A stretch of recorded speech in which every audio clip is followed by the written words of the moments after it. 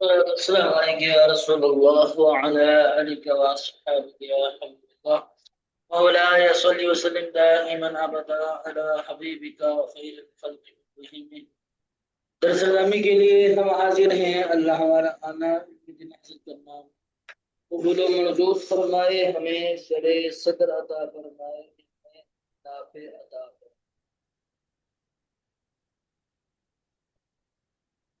استعانت کے بارے میں ہمارا جو سوال تھا اس کا جواب چل رہا تھا، گفتگو ہماری چل رہی تھی کہ غیر اللہ سے استعانت کیا جائز ہے یا نہیں۔ اہل سنت و جماعت کا جو عقیدہ ہے وہ یہ ہے کہ حقیقی جو مددگار ہے، جو مدد کرنے والی ذات ہے، وہ رب تعالیٰ کی ہے۔ اللہ تعالیٰ ہی حقیقی مدد کرنے والا ہے، وہی اسباب کو پیدا کرنے والا ہے۔ تو اگر کوئی کسی بندے سے غیر اللہ سے مدد مانگتا ہے تو اس کا یہ ہرگز مطلب نہیں ہے کہ یہ حقیقی ذاتی طور پر حقیقی طور پر یہی مددگار ہے، بلکہ وہ اس کو ایک سبب سمجھتا ہے اور سبب گمان کر کے اس سے مدد لیتا ہے۔ یہ نہیں ہوتا ہے کہ حقیقی جو مدد کرنے والا ہے وہ رب تعالیٰ کی ذات ہے۔ دو آیات ہم نے پڑھی، تیسری آیات حضرت ذوالقرنین رضی اللہ تعالی عنہ کے بارے میں تھی کہ فَأَعِينُونِي بِقُوَّةٍ أَجْعَلْ بَيْنَكُمْ وَبَيْنَ الْقَوْمِ۔ جب وہ ایک بستی میں گیا کہ جہاں پر یاجوج ماجوج رہتی تھی اس کے پاس میں ہی، تو انہوں نے آپ رضی اللہ تعالیٰ عنہ سے یہ کہا کہ یاجوج ماجوج یہ مثلاً ایک آڑ بنا دی جائے، تو انہوں نے مدد چاہے، ٹھیک ہے۔ تو حضرت ذوالقرنین رضی اللہ تعالیٰ عنہ نے ان کی مدد کی۔ تحیث طلبہ ذوالقرنین مدد من قوم، تو اس وقت ذوالقرنین رضی اللہ تعالیٰ عنہ نے ترک قوم سے مدد طلب کی، استعانہ بالقوہ،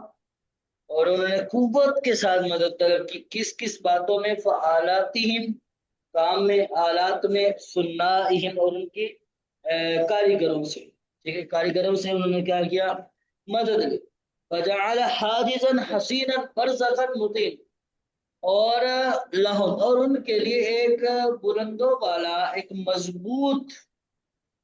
ایک آڑ بنا دی، دیوار بنا دی، ٹھیک ہے، لسد یاجوج و ماجوج، یاجوج ماجوج کو بند کرنے کے لیے۔ تکون الحاجز باستعانت الطرفین، کہہ رہے کہ جو دیوار بنانا ہے، یہ جو آڑ ہے، یہ طرفین کی استعانت، طرفین کی مدد پر مشتمل ہے، مدد سے بنی۔ استعانت قوم ترک اولا بذوالقرنین، کہہ رہے ہیں کہ ترک قوم کی جو مدد کی وہ پہلے تو سب سے پہلے حضرت ذوالقرنین رضی اللہ تعالیٰ عنہ نے کی، اور استعانت ذوالقرنین ثانیاً بالقوم، اور دوسری مرتبہ اس قوم نے حضرت ذوالقرنین رضی اللہ تعالیٰ عنہ کی استعانت بتجہیز الاسباب، ٹھیک ہے۔ ذوالقرنین نے ان کی قوم کی کیسے مدد کی؟ اسباب مہیا کر کے، اسباب دے کر، ٹھیک ہے، جس چیز کی ضرورت تھی وہ انہوں نے دی، اور انہوں نے اپنے آلات، اپنی کوشش، اپنی کاریگری سے ایک دیوار، مضبوط دیوار بنا۔ اور فی الحقیقت استمداد و استعانہ مطلب، حالانکہ حقیقت میں جو مدد چاہنا ہے وہ رب تعالیٰ کی ہی ذات مبارکہ ہے۔ یہ تھے قرآن پاک سے اس کے استدلال۔ آگے قرآن پاک کے آگے حدیث مبارکہ ہے، حدیث مبارکہ سے اس کا کیا ثبوت ہے؟ فرمایا کہ فقولوا رسول اللہ صلی اللہ تعالی علیہ وسلم، نبی پاک صلی اللہ تعالی علیہ وسلم کا قول، واللہ فی عون العبد ما کان العبد فی عون اخیہ، فرمایا کہ اللہ اس بندے کی مدد میں ہوتا ہے کہ جو بندہ اپنے بھائی کی مدد کرتا ہے، مدد نہیں۔ تو کہا کہ فانظر کیف جعل کلام الحقیقت والمجاز فی سیاق واحد من صاحب جوامع الکلم، کہنا ہے کہ یہ جو جوامع الکلم، صاحب جوامع الکلم کا یہ جو فرمان ہے، یہ فرمان حقیقت اور مجاز پر آیا ہے۔ حقیقت اور مجاز پر کیسے آیا وہ دیکھیں۔ اور تم دیکھو کہ یہ کلام کیسے حقیقت اور مجاز پر مشتمل ہے. یہ جو حضور علیہ السلام کا فرمان کہ فرمایا کہ فَأُولُ اللَّهِ لِلْعَبْدِ عَلَى الْحَقِيقَةِ، اللہ کی بندے کی مدد کرنا یہ حقیقی طور پر ہوتا ہے. وَأَوْنُ الْعَبْدِ لِلْعَبْدِ عَلَى الْمَجَازِ، اور بندے کا بندے کی مدد کرنا علی المجازی مجازی طور پر ہوتا ہے، اس طور پر کہ ان اللہ سبب العبد للعبد، کہ اللہ تعالیٰ نے اپنے بندے کے ایک بندے کو دوسرے بندے کا سبب بنا دیا، ظہیرا نصیرا معینا، اس کی مدد کرنے کے لیے، اس کو ظاہر کرنا. اسی طرح آگے فرمان رسول صلی اللہ تعالی علیہ وآلہ وسلم ہے جو حقوق طریق یعنی راستوں کے حقوق کے بارے میں ارشاد باری تعالیٰ، ارشاد رسول، ارشاد فرمانے حبیب ربیب حبیب ربیب صلی اللہ تعالی علیہ وسلم ہے کہ وَتُغِيثُ الْمَلْهُوفَ وَتَهْدُ الْضَالَ، ملہوف یعنی مظلوم، ٹھیک ہے، ضرورت مندوں کی مدد کرو اور گمراہوں کو راستہ دو، ہدایت دو. تو فرمایا کہ فنسب الاغاثۃ الی العبد، نبی پاک صلی اللہ تعالی علیہ وسلم نے اغاثے کو بندے کی طرف منسوب، اغاثے کو بندے کی طرف منسوب کیا، اور اضافی وعدا فہا الیہ، ٹھیک ہے، اور اغاثے کو مدد کرنے کو اس بندے کی طرف منسوب کیا. اس اضافت کیا، اضافت کا مطلب بھی منسوب کرنا ہوتا ہے. فرمایا کہ وَنَدَبَ الْعِبَادَ إِلَىٰ أَن يُعِينَ بَعْضَهُم بَعْضًا، ٹھیک ہے. اور یہ بات جو ہے، یہ بات بہت اچھی ہے کہ بندے جو ہیں وہ آپس میں ایک دوسرے کی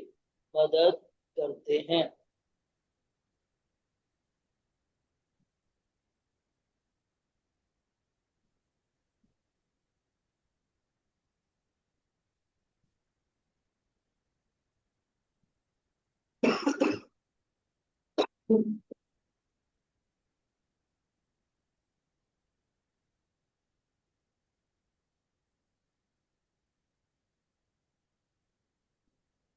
تاجی اس کا ترجمہ ایک دوبارہ بتا دینا. ضرورت مندوں کی مدد کرو، اور اس کا یہ جو ضرورت مندوں کی مدد کرو اور آگے والا جو ابھی دیکھو پڑھا ہے وہ 30. جی آخری دو لائنوں کا ترجمہ کرنا ہے نا. جی جی جی. فرمایا کہ فنسب الاغاثۃ الی العبد، نبی پاک صلی اللہ تعالی علیہ وسلم نے فرمایا کیا کہ نبی پاک صلی اللہ تعالی وسلم نے اس حدیث پاک میں اغاثے مدد کو بندوں کی طرف منسوخ کیا، اور اضافہ الیہ کا مطلب بھی یہی ہے، منسوخ کرنا. وَنَدَبَ الْعِبَادَ إِلَىٰ أَن يُعِينَ بَعْضَهُم بَعْضًا، اور نبی پاک صلی اللہ تعالی علیہ وسلم نے بندوں کو ابھارا اس بات پر ابھارا کہ ان يُعِينَ بَعْضَهُم بَعْضًا، کہ وہ ایک دوسرے کی مدد کریں. سمجھ آ رہی ہے کہ جب نبی جی پاک جی صلی اللہ تعالی علیہ وسلم فرما رہے ہیں کہ ایک دوسرے کی مدد کرو، تو پھر ایک عام انکار منکر ہو جائے تو ہم اس کا کیا کر سکتے. اس کے اوپر والا استاذی وَتُغِيثُ ملحوف وَتَهْدُ الضَّالَ، ضرورت مندوں کی مدد کرو اور گمراہوں کو ہدایت دو. گمراہوں کو تاجی. جی جزاک اس اللہ. باب میں کثیر احادیث اور آثار ہیں، اسی طرح اقوال علماء ہیں جن کو شمار نہیں کیا جا سکتا. ٹھیک ہے. 9واں سوال،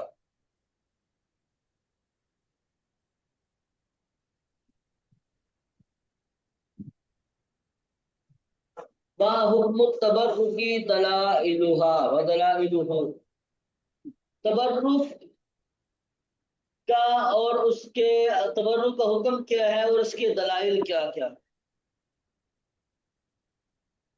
تبرک یعنی کوئی بھی متبرک چیز ہے، اب اس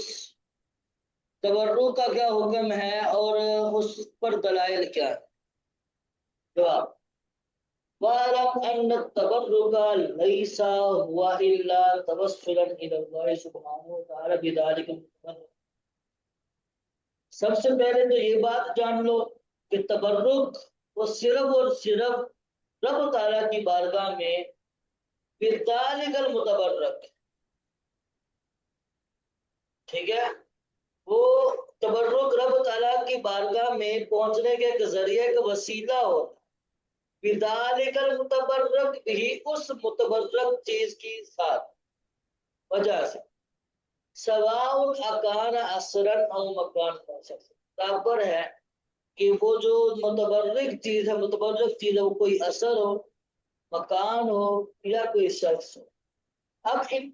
تینوں چیزوں کی آگے وضاحت کریں گے، ٹھیک ہے۔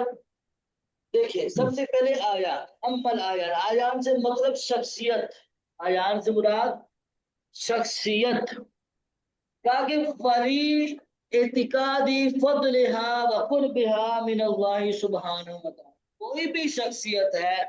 کوئی بھی اللہ کا بندہ ہے، کوئی بھی نبی ہے، کہا کہ اس کی فضیلت، اس کے قرب کا اعتقاد یہ اللہ کی جانب سے ہے، اللہ کی طرف سے ہوتا ہے۔ سب سے پہلے اس بات کا اعتقاد رکھنا ضروری ہے کہ جو بھی شخصیت ہے اس کی فضیلت اور اس کا قرب جو ہے وہ رب تعالیٰ کی ہی وجہ سے، ما اعتقاد، ساتھ ساتھ اس بات کا اعتقاد رکھنے کے، اس چیز کا بھی اعتقاد رکھنے کے ساتھ ساتھ کہ اجزہا عن جلب خیر یا اجزہا عن جلب خیر او دفع شر، وہ کہ وہ خیر کو حاصل کرنے، خیر دینے، بھلائی دینے اور برائی کو دور کرنے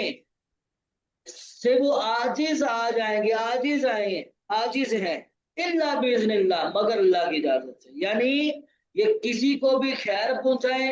یا کسی کی شر کو دور کرنے کی ان کو اجازت نہیں ہے، یہ عاجز ہے، اس وقت تک عاجز ہے جب تک اللہ ان کو اجازت نہ دے۔ ہاں اذن الہی، اللہ تعالیٰ کے حکم سے، اللہ تعالیٰ کی اجازت سے یہ برائیاں بھی دور کرتے ہیں اور بھلائیاں بھی عطا کرتے ہیں۔ وَأَمَّا الْآثَارُ، یہ تھا شخصیت۔ آثار کا کیا مطلب ہے؟ تاکہ آثار فَلِأَنَّهَا مَنْسُوبَةٌ إِلَى تِلْكَ الْآيَاتِ، آثار جو ہے یہ ان شخصیت کی طرح منسوب ہوتے ہیں، ٹھیک ہے۔ آثار اس وجہ سے ان کو فضیلت ہے کہ کیونکہ یہ شخصیت کی طرف منسوب ہوتے ہیں، وَهِيَ مُشَرَّفَةٌ بِشَرْفِهَا وَمُكَرَّمَةٌ وَمُعَظَّمَةٌ وَمَحْبُوبَةٌ لِأَجْلِهِ، تاکہ وہ جو آثار مشرف ہے، آثار میں جو شرف آیا ہے وہ شخصیت کی شرف کی وجہ سے آیا ہے۔ اگر وہ عزت مکرم ہے، تکریم اس آثار کی جاتی ہے تو شخصیت کی وجہ سے، اگر تعظیم کی جاتی ہے اور اس سے محبت کی جاتی ہے صرف اس شخصیت کی وجہ سے، ٹھیک ہے۔ آثار یعنی وہ چیز کہ جو کسی شخصیت کی طرف منسوب ہو، کسی ذات کی طرف منسوب ہو، یعنی جیسے کہ نبی پاک صلی اللہ تعالی وسلم کی موئے مبارک، نبی پاک صلی اللہ تعالی وسلم کا امامہ مبارک، نبی پاک صلی اللہ تعالی وسلم کا نالین مبارک، ٹھیک ہے۔ اسی طرح جناب علی رضی اللہ تعالیٰ کا امامہ مبارک، ان کا جبہ مبارک، یہ سارے جو آثار ہیں، سمجھ آ رہی ہے، آثار قدیمہ، یہ ساری چیزیں ایسی چیزیں جو شخصیت کی طرح منسوب ہوتی ہیں کسی بھی، ٹھیک ہے، تو یہ بھی متبرک ہوتی ہے۔ ان میں جو تبرک آتا ہے، یہ جو متبرک رہتی ہیں، یہ اس شخصیت کی وجہ سے، ان میں جو شرف آیا ہے اور شخصیت کی وجہ سے ان کی جو تکریم کی جاتی ہے، ان کی جو عظمت بھی کی جاتی ہے، ان سے جو محبت کی جاتی ہے، صرف اور صرف اس شخصیت کی وجہ سے، ٹھیک ہے۔ وَأَمَّا الْأَمْكِنَةُ، وَأَمَّا الْأَمْكِنَةُ، أمكنة مطلب مکانات، میں کہ فلا فضلها لذات من حیث ہی امکنۃ، تاکہ لذاتی ہی خود سے ان مکان کی کوئی حیثیت، کوئی فضیلت نہیں ہے، کوئی فضل نہیں ہے، فلا فضل لها لذاتها، لذاتی ہی ان کا اپنا کوئی فضل نہیں ہے، اپنا کوئی فضیلت نہیں ہے، کوئی فضیلت نہیں ہے، من حیث ہی مکان ہونے کے اعتبار، مکان ہے، جگہ ہے، کوئی جگہ ہونے کے اعتبار سے، اس جگہ کی وجہ سے ان کا اپنا کوئی فضل نہیں ہے، اپنی اس کی کوئی فضیلت نہیں۔ فضیلت کس وجہ سے آئی؟ وَإِنَّمَا لِمَا يَحِلُّ بِهَا، فضیلت اس وجہ سے آئی جو اس میں نازل ہویا، جو اس میں نازل ہوتا ہے، وَيَقَعُ مِنْ خَيْرٍ وَبَرٍّ، جو نیکی اور بھلائی اس میں آتی ہے، واقع ہوتی ہے، اس وجہ سے اس مکان میں فضیلت آتی ہے، فضل آتا ہے، جیسے کہ نماز، روزہ اور عبادات کی تمام انواع ان میں سے ہے کہ یقوم بھی عباد اللہ الصالحون، جس کو اللہ کے نیک بندے قائم کرتے ہیں، جس کو اللہ کے نیک بندے قائم کرتے ہیں۔ اب فضیلت صرف اس جگہ کی اس وجہ سے آئی ہے۔ مثال کے طور پر آپ یوں سمجھیں کہ کوئی بھی جگہ ہے، آپ 4 مرلے کا پلاٹ لیتے ہو، ٹھیک ہے، اس کی 4 دیواری کھڑی کر دیتے ہو، اب یہ اس کی کوئی فضیلت نہیں ہے۔ جب آپ اس کو کہتے ہیں کہ اب یہ مسجد ہے اور لوگ اس میں آ کر نمازیں پڑھیں گے، درود پاک پڑھیں گے، قرآن پاک پڑھیں گے، تو اب وہ مسجد جب آپ نے اس کو نماز کے لیے وقف کر دیا ہے، اب وہ کیا ہو جائے گا، اس میں فضل آ جائے گا۔ پہلے اس جگہ کو کوئی فضل نہیں تھا، لیکن جب آپ نے نماز کے لیے مقرر کر دی وہ جگہ، تو اس جگہ میں فضل آ جائے گا، ٹھیک ہے، فضیلت آ جائے گی۔ اب کہا کہ اذ تتنزل فیہا الرحمات، کہا کہ چونکہ اسی وقت اس میں جب اللہ کے بندے عبادات کرتے ہیں تو اس وقت اس جگہ میں اللہ تعالیٰ کی رحمتیں نازل ہوتی ہیں، وتحضرها الملائکہ، ملائکہ وہاں حاضر ہوتا ہے، جہاں ذکر الہی ہوتا ہے، جہاں قرآن پاک پڑھا جا رہا ہوتا ہے، جہاں اللہ اور اللہ کے رسول کا نام لیا جا رہا ہوتا ہے، وہاں ملائکہ فرشتے حاضر ہوتے ہیں۔ وتغشاها السکینہ، اور سکینہ اترتا ہے کہ جو اس کو ڈھانپ لیتا ہے، اور سکینہ ان کو ڈھانپ لیتا ہے، ٹھیک ہے۔ وَهَٰذِهِ هِيَ الْبَرْكَةُ الَّتِي تَطْلُبُ مِنَ اللَّهِ فِي الْأَمَاكِنِ الْمَقْصُودِ لِذَٰلِكَ، تاکہ یہ وہی برکت ہے،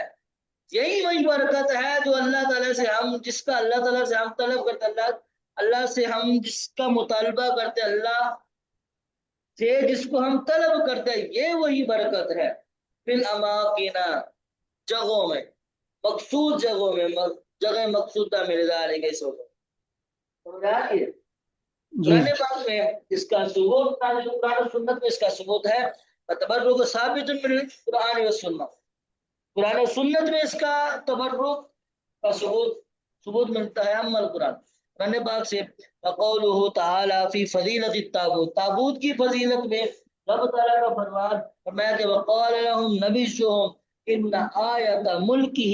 ان یأتیکم التابوت فیہ سکینۃ من ربکم وبقیۃ مما ترک آل موسیٰ وآل ہارون تحملہ الملائکہ، وقال لهم نبیشهم،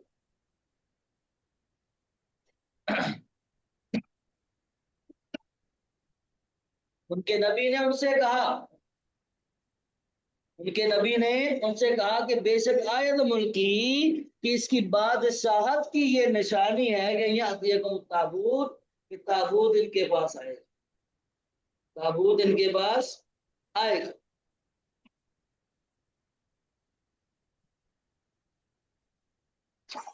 فی سکینۃ من ربکم،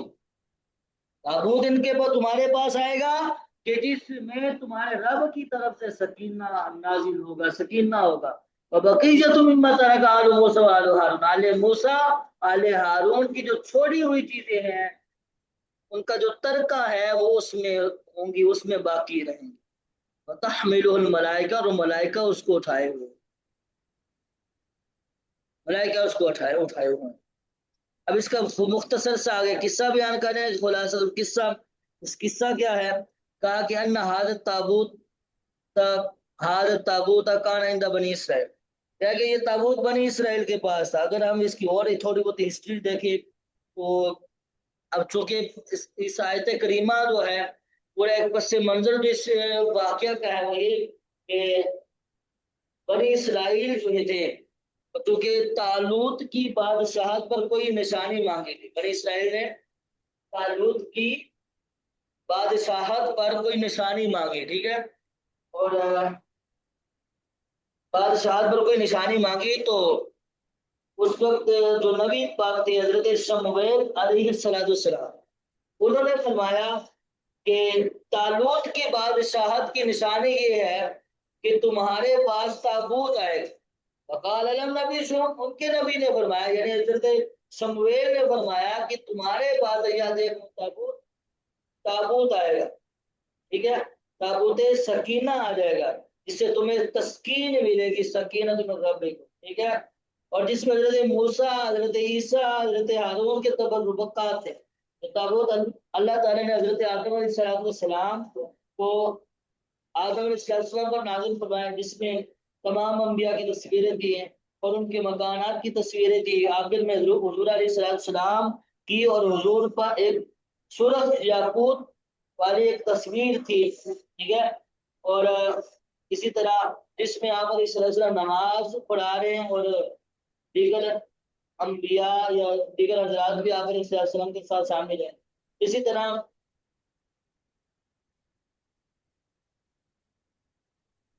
حضرت ہارون علیہ السلام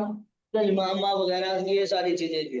تو نہ کہ یہ تابوت کہاں آئندہ بنی اسرائیل کے پاس جب آیا، ٹھیک ہے، یہ ہر نبی کے پاس آتا رہا، حضرت آدم علیہ السلام کے بعد آگے نبی، تو نبی در نبی یہ آتا رہا۔ تو جب بنی اسرائیل کے پاس آیا تو کان یستنصرون به، وہ اس صندوق سے، اس تابوت سے وہ کیا کرتے تھے؟ مدد چاہتے تھے۔ وَيَتَوَسَّلُونَ إِلَى اللَّهِ تعالیٰ بِمَا فِيهِ مِنْ آثار، اور جو اس صندوق تابوت میں آثار تھی، ان آثار کی وجہ سے وہ اس کا رب تعالیٰ کی بارگاہ میں وسیلہ پیش کرتے تھے۔ وَهَذَا هُوَ التَّبَرُّكُ بِعَيْنِهِ الَّذِي نُرِيدُهُ وَنَقْتَصِدُهُ، یہ وہی تبرک بعینہ، وہی تبرک ہے جس کو ہم چاہتے ہیں اور جس کا ہم ارادہ رکھتے ہیں۔ وقد بین اللہ عز وجل محتویات تابوت، کہ اللہ تعالیٰ نے تابوت پر مشتمل چیزوں کو بیان فرمایا، یعنی تابوت میں کیا کیا چیزیں تھی وہ بیان فرمایا کہ وبقیۃ مما ترک آل موسیٰ و آل ہارون، کہ اس میں آل موسیٰ آل ہارون کے جو ترکہ تھا وہ موجود تھی۔ فرمایا کہ وہذہ البقیۃ مما ترک آل موسیٰ و ہارون، کہ یہ وہ بقیہ چیزیں، ٹھیک ہے، وہ جو چیزیں تھی وہ کہ مما ترک، جن کو آل موسیٰ اور حضرت ہارون نے چھوڑا تھا، ترک کیا، ٹھیک ہے، ترکا، جیسے کہ موسیٰ علیہ السلام کا عصا، وسیع من ثوابہ، اور ان کے کپڑے، ثیاب ہارون، اور حضرت ہارون کے کپڑے، ونالا، اور ان کے جوتے، الواء من التوراۃ، تورات کی چند ایک تختیاں، اور پیالہ، کما ذکر المفسرین، جیسا کہ مفسرین اس کو اور مورخین نے بیان کیا، جیسے کہ ابن کثیر، قرطبی، سیوطی، طبری۔ فرمایا کہ واہوا یدل علی معان کثیرہ، کثیر معنی پر دلالت کرتا ہے، منہا ان میں سے ہے توسل بآثار صالحین، صالحین کے آثار سے وسیلہ پیش کرنا، ٹھیک ہے، یہی والا جو تبرک ہے یہ کئی معنی پر دلالت کرتا ہے۔ اسی ایک ہے آثار صالحین سے اللہ تعالیٰ کی بارگاہ میں وسیلہ پیش کرنا، بھی اس کا مطلب ہو سکتا ہے۔ ومنہا المحافظۃ علیہ، اور اس کی حفاظت کا، حفاظت، اس کی حفاظت والا معنی بھی محافظت علیہ، اس کی محافظت والا معنی بھی، اس کو محفوظ رکھنے والا بھی معنی ہو سکتا ہے ابھی نہ، اور اسی طرح تبرک، اس سے تبرک حاصل کرنے والا معنی بھی ہو سکتا ہے۔ یہ ایک واقع ہوا، ایک ثابت ہوا۔ اسی طرح حضور علیہ السلام جب مدینہ شریف، مکہ شریف میں، کیونکہ کفار رہتے تھے، کفار کے ساتھ مومنین بھی رہتے تھے، تو رب تعالیٰ نے فرمایا، رب تعالیٰ نے کیا فرمایا کہ وَلَوْلَا رِجَالٌ مُؤْمِنُونَ وَنِسَاءٌ مُؤْمِنَاتٌ لَمْ تَعْلَمُوهُمْ فَتَطْئُوهُمْ وَتُصِيبَكُم مِّنْهُمْ مَعَرَّةٌ بِغَيْرِ عِلْمٍ لِيُدْخِلَ اللَّهُ بِرَحْمَتِهِ مَن يَشَاءُ لَوْ تَزَيَّلُوا لَعَذَّبْنَا الَّذِينَ كَفَرُوا مِنْهُمْ عَذَابًا أَلِيمًا۔ اس آیت کریمہ میں جہاں بیان کیا کہ دیکھیں نبی اللہ تعالیٰ فرما رہا ہے کہ وقت یوتفع العذاب عن الکفار والفجار، کفار کو ہم نے عذاب کیوں نہیں دیا، کفار سے عذاب کو کیوں اٹھایا گیا؟ اس لیے کہ اللہ یصیب من بینہم من المؤمنین، کہ تاکہ وہ جو عذاب ہے وہ مومنین کو نہ پہنچے، من بینہم، جو ان کے درمیان مومنین ہے، من بینہم من المؤمنین، جو ان کے درمیان مومنین ہے، اور مومنین کو وہ عذاب نہ پہنچے، ٹھیک ہے، ممن لا یستحق العذاب، حالانکہ وہ تو عذاب کے مستحق بھی نہیں تھے، وہ مومنین تھے، ان مومنین کی وجہ سے کافرین کو بھی عذاب نہیں آیا۔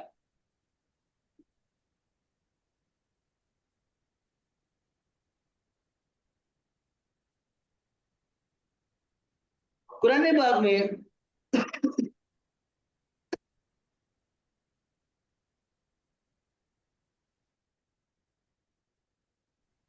فرمایا کہ ولولا رجال مؤمنون، اگر مومنین اور مومنات، مومن مرد اور مومن عورتیں نہ ہوتی، لم تعلموہم، جن کو تم جانتے نہیں، جن کو تم جانتے نہیں، ٹھیک ہے، جن کی تمہیں خبر بھی نہیں ہے، ان تطؤہم، ٹھیک ہے، نہ جانتے تو تم انہیں روند ڈالتے، ٹھیک ہے، فَتُصِيبَكُم مِّنْهُم مَّعَرَّةٌ بِغَيْرِ عِلْمٍ، پھر تمہیں ان کی طرف سے لا علمی میں، بغیر علم، بغیر علم کے کوئی ناپسندیدہ بات پہنچے، لیدخل اللہ فی رحمتی، پہنچے گی، تو فرمایا کہ اب ان کا یہ جو بچاؤ تھا یہ اس لیے تھا کہ تاکہ اللہ تعالیٰ جو ہے اپنی رحمت میں داخل کر لے، اپنی رحمت میں اللہ تعالیٰ اپنی رحمت جسے چاہتا ہے داخل کرتا ہے، یہ صاحب لو تزلزلوا، اگر وہ وہاں سے ہٹ جاتے، اگر وہ مومنین جو ہیں وہ وہاں سے ہٹ جاتے، تو لعذبن الذین کفروا، تو اللہ تعالیٰ لعذبن الذین، رب تعالیٰ فرما رہا ہے تو ہم ان لوگوں کو جو کافر ہیں، کافرین کو ہم ضرور عذاب دیتے، دردناک عذاب۔ تو ان کو عذاب کیوں نہیں آیا؟ صرف اس وجہ سے کہ مومنین بھی وہاں پر رہتے تھے، ولولا الضعفاء المؤمنون الذين كانوا بمكة بين الكفار، کیونکہ اگر کمزور مومنین نہ ہوتے، وہ کہ جو مکہ میں کفار کے درمیان تھے، تو مکہ میں کفار کے درمیان اگر وہ مومنین نہ ہوتے تو لعذب اللہ الکفار، تو اللہ تعالیٰ کفار پر ضرور عذاب بھیجتا، وببرکتہم آمنوا، تو مومنین من العذاب، تو مومنین ان کی برکت جو ایمان والے ہیں، تو مومنین کی برکت کی وجہ سے وہ عذاب سے محفوظ ہیں۔ وقال قال المسیح ابن، اچھا یہ ہو گیا ایک واقعہ، اسی طرح حضرت مسیح بن مریم علیہ السلام نے کیا فرمایا، یعنی حضرت موسیٰ نے، عیسیٰ علیہ السلام نے فرمایا کہ وجعلنی مبارکا اینما، میں جہاں بھی ہوں گا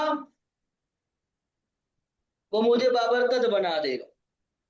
ٹھیک، جہاں میں ہوں گا وہ مجھے بابرکت بنا دے گا، سمجھ آ رہی ہے؟ اسی طرح قرآن سنت سے یعنی حدیث پاک سے ایک کو ثابت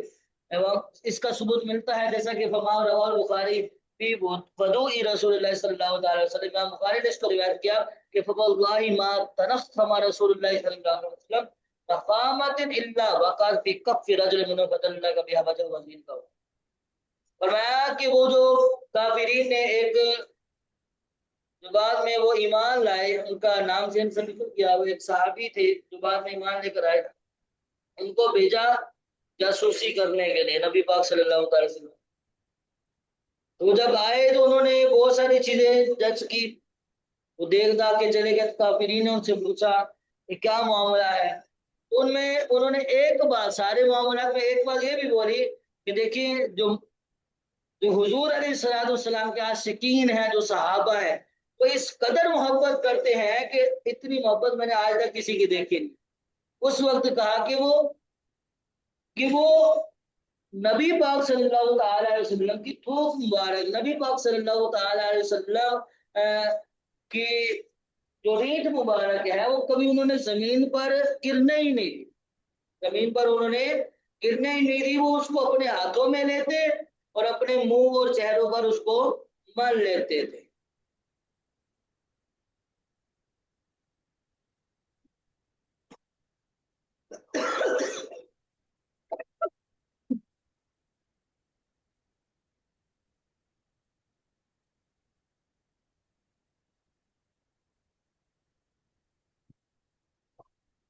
ٹھیک ہے، تو فرمایا کہ فواللہ ما تنخم رسول اللہ صلی اللہ تعالی علیہ وسلم، اللہ کی قسم،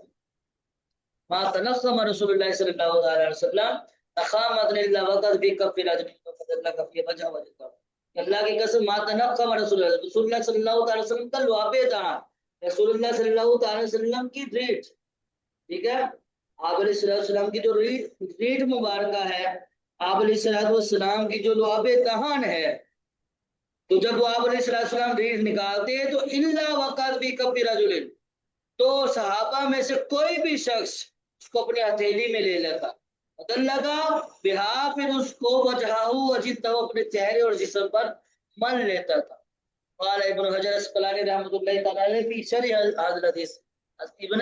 حجر اسقلانی رحمۃ اللہ تعالی علیہ نے کیا فرمایا؟ فرماتے ہیں وفیہ طہارۃ النخامۃ والشعر المنفصل والتبرک بفضلات الصالحین الطاہرہ، کہا کہ یہ والی جو حدیث پاک ہے یہ ریڑھ کی پاکی اور جو جدا ہونے والے بال ہیں ان کی پاکی پر دلالت کرتی ہے، اور صالحین جو ہوتے ہیں جو پاک صالحین کے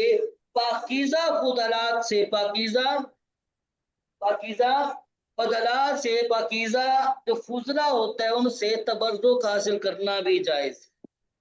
جیسا کہ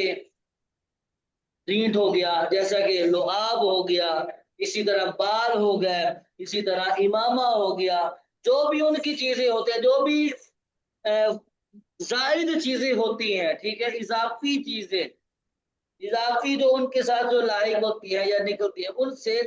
جو پاک ہے ان سے تبرک حاصل کرنا بالکل جائز ہے،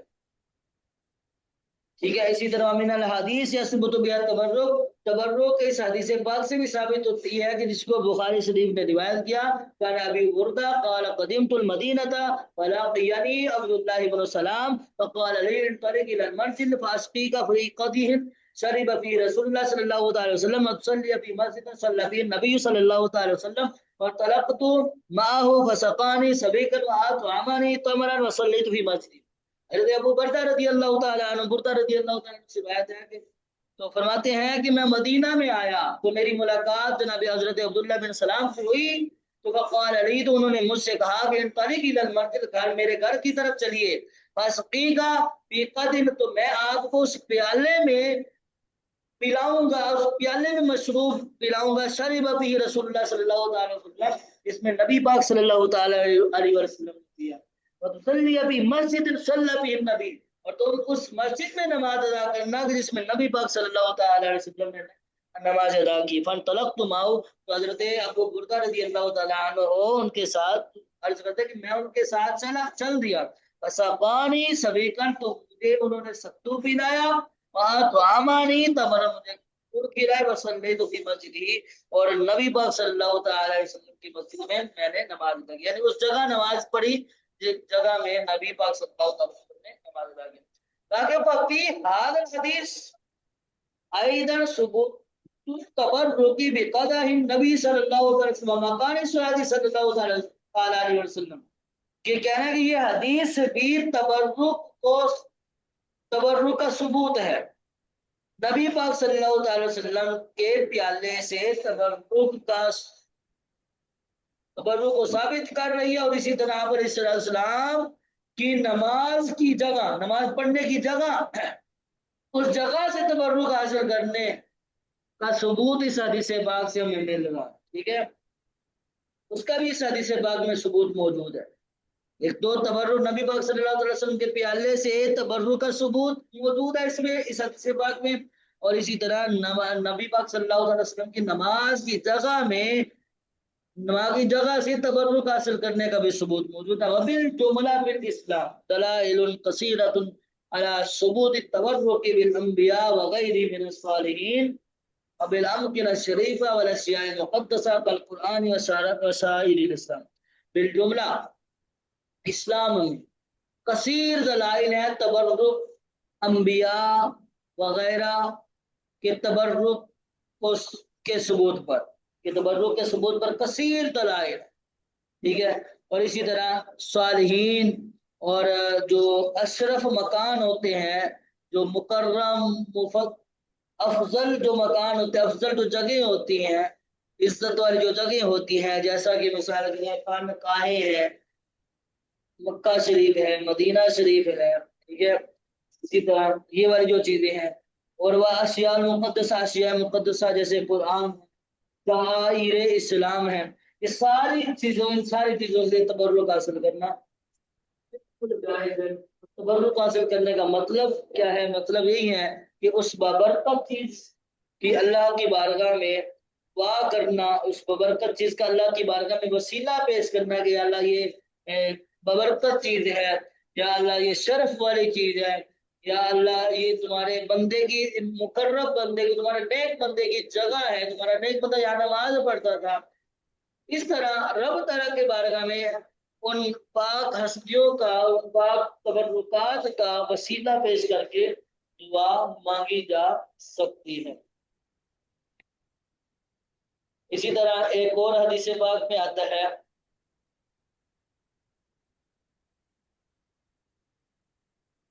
جو آج میں نے اتحاف المسلم میں پڑھی جو پیچھے جناب عمر رضی اللہ تعالیٰ عنہ رضی اللہ تعالیٰ انہوں نے حجر اسود کو بوسہ دیا، اور حجر اسود کو بوسہ دیتے ہوئے کیا فرماتے ہیں؟ فرماتے ہیں کہ تو ایک پتھر ہے، تو صرف ایک پتھر ہے، تو صرف ایک پتھر ہے، نہ تو نفع دے سکتا ہے نہ نقصان دے سکتا ہے. میں تمہیں اس لیے بوسہ دے رہا ہوں،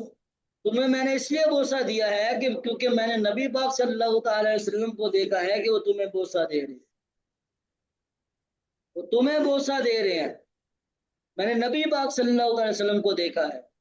تو ان کے بوسہ دینے کی وجہ سے میں تمہیں بوسہ دے رہا ہوں. تو اب یہاں پر دیکھیں، کوئی یہ کہتا ہے کہ چومنا جائز نہیں ہے، تعظیم تبرک کا کرنا جائز نہیں ہے. حجر اسود بھی تو ایک پتھر ہی ہے. ٹھیک ہے، چلیں جی دعا میں یاد رکھیے گا. السلام علیکم ورحمۃ اللہ وبرکاتہ. وعلیکم السلام ورحمۃ اللہ وبرکاتہ. آپ بھی ساتھ دعا میں یاد رکھیں.